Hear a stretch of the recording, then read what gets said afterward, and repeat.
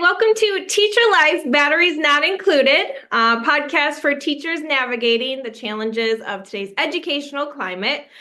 Discover practical classroom strategies and self-care tips to not just survive, but thrive. So today I have a special guest, so I will let her introduce herself. Hi everyone, my name is Michali. I've been teaching middle school for 4 years now, and I am so excited to be here.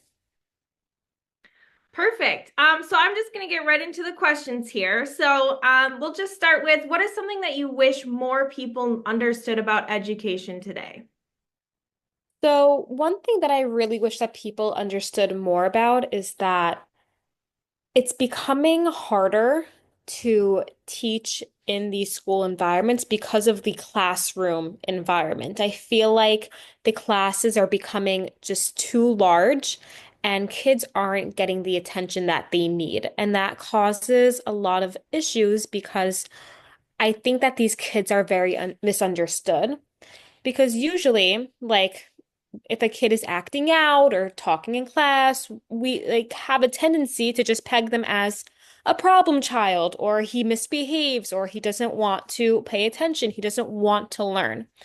The problem that occurs here, and that's what I've noticed, is that most of the time these kids do want to learn, they do want to be involved, but they just aren't able to learn in the environment that they are in. It is very difficult for them to learn in such a large classroom environment that if we were able to just create smaller classrooms, that it would really help benefit a lot of children out there. Yes, I love that. I feel like you nailed so much of that right on the head. I mean, and it's things that we're struggling with too. So, I mean, I'm Yeah. at an alternative high school, so naturally we get, the kids that have a hard time in the regular environment. And those are things it's not that they're unwilling to learn, it's that they see things and learn things differently, and it doesn't fit within the confines of how education is supposed to be done. Like you listen, you take notes, and then you take a test. Kids these days learn so differently, and I don't feel like teachers are necessarily equipped. And it's not that teachers are not willing to do different things. It's not that, that we just, only want to do it one way and that's it. I think, just education as a whole, I think we need new tools to teach these kids who are learning differently. I totally agree with you. I think that's such a great point, and I'm glad that you just came right. You are like right there, girl. Yes. That is really like what it comes down to. It also like because that's really what it comes down to. Also, the teachers, like yes, it's hurting the children, but it's also hurting the teachers. The teachers are getting overwhelmed. Like I know that for myself that I for years like I didn't have an assistant in my classroom. Now, for one period out of the day, I have an assistant and I'm able to send out four of my boys that really are they're good boys, but when they are in the classroom environment, they can't sit down. They have a very hard time paying attention. They have a very hard time following in the classroom environment.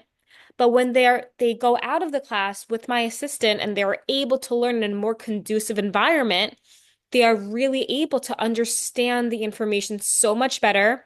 And it relieves pressure from the classroom because now the kids that were acting out for the only reason being that they just can't handle being in a large classroom environment, that got taken away. And now we are learning in a more conducive environment where there's less students, so there's less pressure on me to give more individual attention to more kids. We've kind of like spread the wealth now. So Yeah. that's really helpful. This is the first year that I have this. So it's really been an awesome addition. I work in a private school, so I know that it's not, like an option for everyone out there, but I think it's definitely something that helps a lot. Yeah, I think that's a great point too, because I know there's so many shortages, even with the assistant positions, even with, I mean, in my district, we have shortage of just special ed teachers. So we always have an overload of a caseload. And like you say, it's so many kids in a room, it's dealing with so many kids at once. And it's almost impossible to be able to work all of that magic when we have all of these things that we need to take care of. And I think, like you said, just having the smaller environments, having less kids to a teacher so they can take the time to learn differently. So they don't have all of these extra things going on. I mean, 30 kids in a classroom, 30 plus kids is a lot, especially when a lot of them can't pay attention or learn differently. 100%. Mhm. I love that. I think you covered a lot of good things. I love you there. So if you had a magic wand to give education everything it needed, what would you include?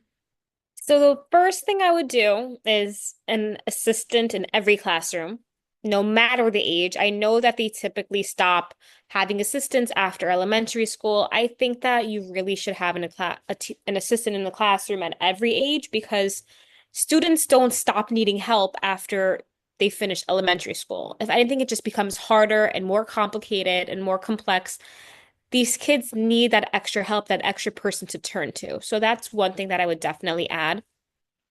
Another thing is give every single child either a laptop or just some sort of electronic device that they would have the tools to watch videos on different subjects and have those extra tools. I use an online platform that generates questions and I um, assign them before quizzes and tests. And this program stops you where you're getting questions wrong and teaches you the right way to do it. And I think that it's a great tool for kids to have so that they get repetition at home, which is very important. And it shows what you need to work on. So it stops them right in the middle. You're getting this question wrong. You have another chance. If you can't get it right, there's a let me help you option. Mhm. I have three students now that don't have a laptop at home.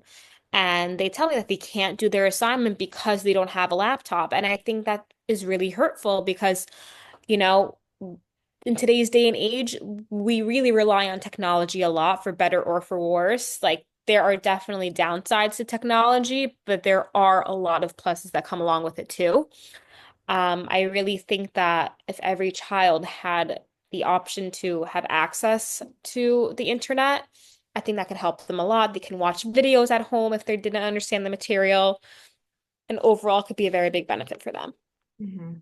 Well, that's interesting because that just shows how different schools are. So, for example, like our district, kids are all assigned a Chromebook, and that is paid for by the district. Yeah. In the past, we've kind of changed policies as far as like if you can take it home or not. This year we did it a little bit differently. So we have classroom sets for the kids to use in class, and if they need to check one out to take it home, they can do that in the library. And that's helped because the issue we were having with that is all of the kids had them and they took them home, but it would be like, oh, I forgot it. Oh, I lost it, blah, blah, blah. But I see what you're saying. And what is the program that you're talking about that you're using that was electronic and on the computer? So I'm a math teacher, but I believe that so I use it's called Savvis Realize, SAVVAS, Realize, and I believe they definitely have it's like a textbook with questions attached to it. I know that they definitely have it for science as well in terms of ELA and social studies. I'm not sure if they have programs for that as well, but for math, it's amazing. Um, and yeah, so we also give out Chromebooks in my school, but only to the seventh and eighth graders. They don't give it to the sixth graders. We have them in school, but they're not allowed to take it home. So that's the only issue. Like I've asked the principals, can they take them home? Because for the few students that don't have access at home, and the policy is that they can't. So that's where I think it's really hurtful for them. Yeah, no, that totally makes sense. And it's so interesting how like education is not the same across the board, even in the United States. So like some people get this, some people don't get that. Like that's really important to note, I think, because a lot of places do things a lot of different ways. And we just as I think education in general just needs a lot more of resources. So um hopefully we will take that away from this. So kind of gearing up or kind of switching gears here, how has teaching impacted your mental health? And what are ways that help you kind of get out of a negative headspace? Yeah, so There are definitely good days and bad days. So I don't want to say that there's only bad and that my mental health has been negatively impacted because I do believe that being a teacher adds a lot of benefit to my life and a lot of gratification.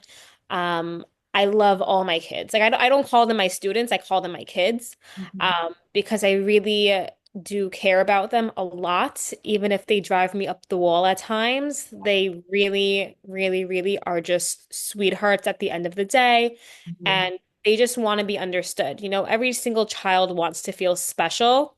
Yep. Um, so in terms of that, like I have every year I had like a couple kids that I kind of see get thrown under the radar in like past years, and I kind of like to give them like some extra attention. And for me, whenever they come back and visit me, like that's really, really just makes me smile. Like I have one student that just like randomly pops into my classroom and he's like, I miss you. I wish I could have you again. You were Yeah. the best teacher I ever had. Like hearing those things makes the job worthwhile. That being said, I definitely come home drained most days. Yeah. It is definitely a very draining job because you're on 24/7 when you're there. There's no time off, right? And depending on how many students you have, each kid, like let's say you have 30 kids, right, in the classroom, each kid is going to ask you about 5 questions per class. Like you're getting asked over 100 questions Mhm. in one period. So it's like it's very, very overstimulating. Like when I get home, I honestly just want to plop on my couch, take a nice shower, and that's really how I unwind at the end of the day. I am very lucky that because of my private school schedule, I'm an afternoon teacher, so I start at 12:30. So I have a whole morning to myself, which is amazing. That is amazing. Ooh, girl. Yeah, it's really nice. I end at 4:30, which is a little later than public school, but it's really nice just having that morning time because that's my me time. Like when I get home, it's family time. But in the morning, like, I make sure that I work out every morning. That's really how like I get my juices running and how I fill up my battery. Yes. Like that I think is key because it's gonna give you energy to go about your day, right? I remember there was one day that like I was either like had meetings late the night before and I was like, you know what, like I'm just gonna stay in bed and like not go to the gym. I Mhm. was more tired and the day dragged on so much longer because I didn't go to the gym that day. Yeah. Um, so I think that incorporating that has really helped me a lot. And it's just that is the key to mental health. For me, it's really getting up every morning, going to the gym, doing whatever I need to do, and then I feel ready for my day. Yeah, I really like that. The two key points that I think we can take away from that is one, teaching is very exhausting. You definitely feel emotionally depleted, mentally depleted. The overstimulation is real. And like really pouring into yourself is super, super important. And I'm kind of just learning this because you do get very emotionally invested in your students. You do care about them. You do Yes, want them to do yes. I well. get very emotionally invested. Mhm. For me, I actually originally was studying to be like a psychologist or a social worker, like a Me school social worker. too. Oh my gosh, that's Yeah. so funny. Yeah, and then I kind of realized that I'm not a sympathetic person, I'm an empathetic person. Okay. So for me, I really like feel their feelings and like um I kind of got thrown into teaching and I'm happy that I did because I still have kids come to me and ask me for advice or if something's bothering them. I think that I even get to know them on a deeper level and am able to help them Mhm. better because I'm with them every single day. Yep. But since being a teacher, I realized that I could have never been a social worker because Yeah. like my main job isn't surrounded by like listening to their issues or whatever it is, but it's like the few times that they do come to me throughout the year, I'm just like, oh, I feel so bad. I take it home with me, like a big part of this job is that you don't leave it there, Mm, right? This job, you don't clock in and clock out. You take it home with you. yep. Um, that's a good thing and a bad thing. But that's just the reality of being a teacher, you know, your job doesn't stop when you leave the building. Absolutely. I think you nailed all of that right on the head. I think all the teachers are saying, yes, absolutely, because it's tough, you know. People think, oh yeah, you just watch kids all day. Oh no, there's a whole lot more that No, no, we are not glorified babysitters. no. That is the farthest from the truth. Yeah, yeah. So that's awesome. I love those answers. So what strategies and practices have transformed your classroom and reshaped your mindset about teaching? So, one thing that I really think is important is not always hand holding. A lot of kids these days are lazy. They do not want to read. They just want you to tell them, and and I speak this in terms of math, like they just want you to just like handhold them through the answer. So the way that I kind of structure my class is that I have three examples that I want to teach in a day. After each example, I have something called a try it question. That's very similar to the question that I just taught on the board previously. During that time, it's like 2 to 3 minutes of silent working time where they have to answer the question that they just saw me do on the board. Very similar concept, just different numbers. They have to try to do it on their own. During that time, I will not answer any questions, and I tell them I am going to go over it in 3 minutes. I need you to see what you can do on your own. I think it's very important for their self-esteem to realize that they can do things on their own. They don't need me to answer every single part along the way. Mhm. I think that that's been very, very helpful for these kids because it's helped them learn that they can do things on their own. They don't always need someone holding their hand, and it's just a great way for them to see what do they know on their own and then what do they still need help with learning. Yeah. No, I really like that. I mean, and it immediately reinforces what you had just gone over. Yeah. So, I mean, the only way you learn is literally by doing the steps yourself, right? Yes. You If could I'm watch up people. there for like 40 minutes and just like rambling on, I don't know if they're retaining anything. So do an example. I have them do one. I review that one, and then I go on to the next example. And I think that structure really works well for me. It works well for my kids. It keeps them engaged the entire period. They're not just like sitting and staring at me for 40 minutes. Uh, Um, and it just keeps the classroom engaged, which I think is very important. yeah, no, I like that. And for me, for I'm a firm believer in handwriting things. Yes, So yes. You definitely the must writing have it. a pencil in my classroom. Yes. You're not allowed to enter without. Yes. Yeah, absolutely. I'm 100% all about the worksheets for me. So yeah, definitely the physical act of writing it helps them reinforce remembering it and, doing it right after. Because I know sometimes, like, I mean, with our kids, we have kids who miss a lot of school. So in between all that time, I mean, they lose it. So reinforcing it right after they learn it, I think that's great. Awesome. So, moving on to the next question. How do you celebrate the small wins, both in your classroom and in your personal life? Celebrate. So, a big treat I would say is just like going out for dinner with my husband. I love just like going to a nice restaurant because that's also just like downtime, away time. Um, so I would say, yeah, just going out for a nice dinner. That's what I love to do if Okay. I'm ever Yeah, needing like to just celebrate.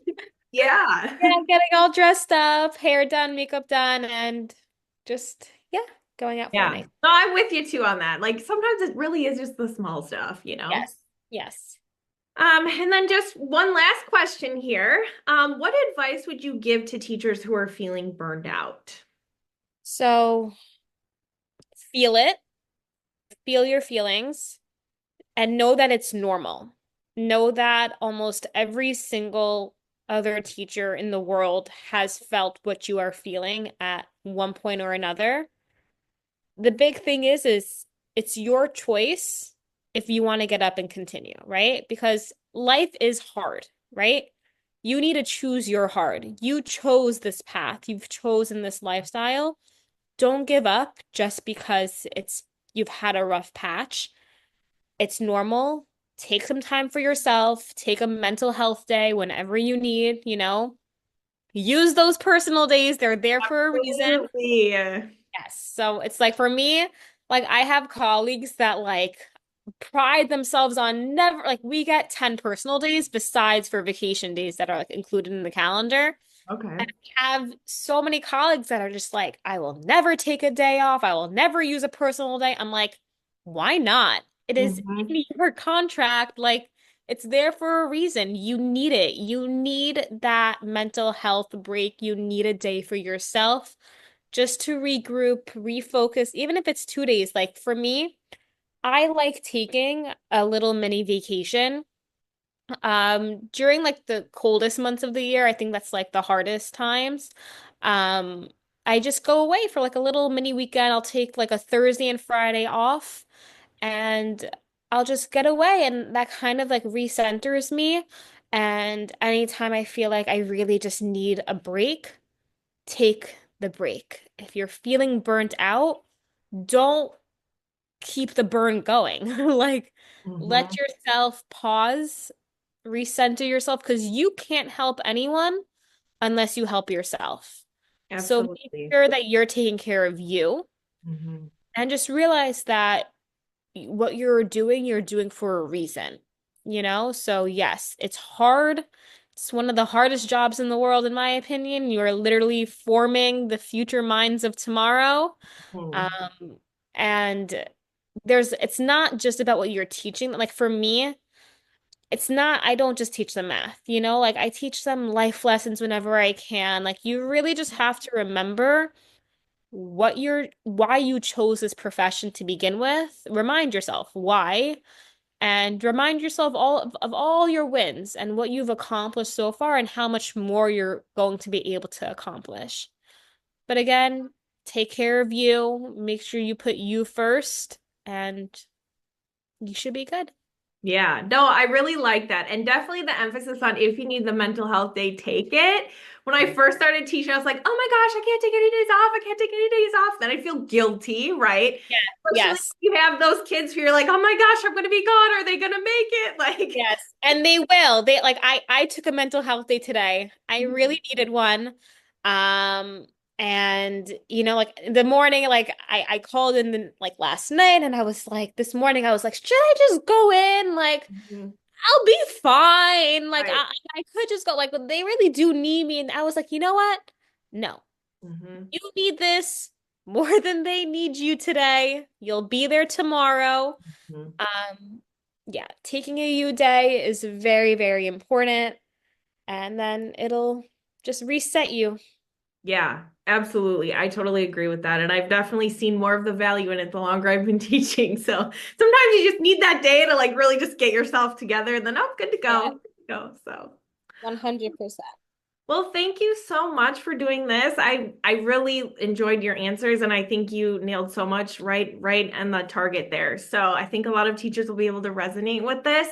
And if you're interested in being on the featured on the podcast, you can always send me a message and I'd be happy to interview. And I really want to know your input. We're looking for, any suggestions and, just kind of telling people what, the education climate looks like today. So thank you.